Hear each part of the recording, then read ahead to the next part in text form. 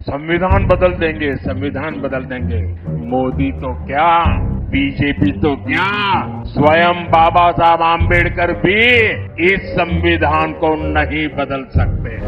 ये जो उनका 400 सीट का नारा है, अगर हिंदुस्तान में मैच फिक्सिंग का चुनाव बीजेपी जीते और उसके बाद संविधान को उन्होंने बदला तो इस पूरे देश में आग लगने जा रही है। क्या अगर किसी पार्टी को 400 प्लस सीटें मिल जाए तो वो संविधान को बदल सकती है? क्या संविधान में संशोधन करना इतना आसान है? चलिए जानते हैं। हमारा देश संविधान से चलता है। हमारे देश की सबसे महत्वपूर्ण पुस्तक संविधान ही है। हमारे देश में जितने भी नियम कानून बनाए जाते हैं वो संविधान के अनुसार ही बनाए जाते हैं। वह संविधान के अनुसार ही हमारे देश की न्यायपालिका काम करती है, सरकार काम करती है और पूरा देश उसके अनुसार ही चलता है। और संविधान से ही हमें अपने अधिकार मिलते हैं। जब हमारे देश के संविधान निर्माताओं ने संविधान का निर्माण किया तो उन्होंने इसमें बदलाव करने का विकल्प भी रखा, लेकिन इसमें बदलाव करने के लिए कई जरूरी शर्तें रखी गई। संविधान के आर्टिकल 368 में संविधान को संशोधन करने की प्रक्रिया के बारे में बताया गया है। इसके अनुसार यदि किसी सामान्य कानून या बिल को पारित करना हो तो इसके लिए दोनों सदनों राज्यसभा और लोकसभा में सामान्य बहुमत की जरूरत होती है। सामान्य बहुमत का मतलब है कि उपस्थित सदस्यों में से 50% से अधिक वोट बिल के पक्ष में होने चाहिए। जैसे मान लीजिए अगर लोकसभा में कोई बिल लेकर आए तो लोकसभा में कुल 543 सदस्य है और मान लीजिए कि उस दिन लोकसभा में 500 सदस्य बैठे हुए हैं तो उनका 50% 250 सदस्य होते हैं। तो अगर उनमें से 251 सदस्य उस बिल के पक्ष में वोट कर देते हैं तो वो बिल लोकसभा में पास हो जाता है। ऐसे ही राज्यसभा में होता है। मान लीजिए अगर उस दिन राज्यसभा में 200 सदस्य मौजूद है तो अगर उनमें से 101 सदस्य बिल के समर्थन में वोट कर देते हैं तो वो बिल राज्यसभा में पास हो जाता है। इतना ही नहीं, अगर राज्यसभा बिल को पास ना करे और लोकसभा को उस बिल को पास करवाना हो तो फिर संयुक्त बैठक बुला ली जाती है जिसमें राज्यसभा और लोकसभा दोनों सदनों के सदस्य एक साथ मौजूद होते हैं। फिर उसमें बिल को पेश किया जाता है और अगर वहाँ पर साधारण बहुमत मिल जाता है तो बिल पास हो जाता है। और ऐसे हमारे देश की संसद में 2-3 बार पहले हुआ भी है। ऐसे सामान्य बिलों को पास किया जाता है। लेकिन अगर संविधान संशोधन करना हो तो इसके लिए संयुक्त बैठक नहीं बुलाई जा सकती। संविधान संशोधन बिल को राज्यसभा और लोकसभा दोनों सदनों से पास करवाना जरूरी होता है और इसे पास करवाने के लिए दोनों सदनों में विशेष बहुमत की जरूरत होती है। विशेष बहुमत का मतलब है कि दोनों सदनों में कुल संख्या का बहुमत तो होना ही चाहिए। इसके अलावा जिस दिन बिल के लिए वोटिंग हो रही है उस दिन राज्यसभा और लोकसभा में जितने सदस्य मौजूद है उनका 2/3 समर्थन उस बिल के पक्ष में होना चाहिए। जैसे अगर लोकसभा में 543 सदस्य है तो 543 का बहुमत तो होना ही चाहिए, जो बैठे हैं उनका नहीं 543 का होना चाहिए, यानी कि 273 तो ये चाहिए। और मान लीजिए अगर उस दिन पूरे के पूरे 543 सदस्य संसद में बैठे हुए हैं तो उनका 2/3 बहुमत चाहिए। और 2/3 बहुमत का मतलब होता है कि 363 सदस्य लोकसभा में उस बिल के समर्थन में वोट करे और राज्यसभा का 2/3 होता है 163 सदस्य उस बिल के समर्थन में वोट करे, तब जाकर संविधान संशोधन बिल पारित होगा। ऐसा करके संविधान के कुछ हिस्सों को संशोधित किया जा सकता है। इसके अलावा अगर कुछ महत्वपूर्ण संविधान संशोधन करना हो, जैसे सुप्रीम कोर्ट की पावर बदलना,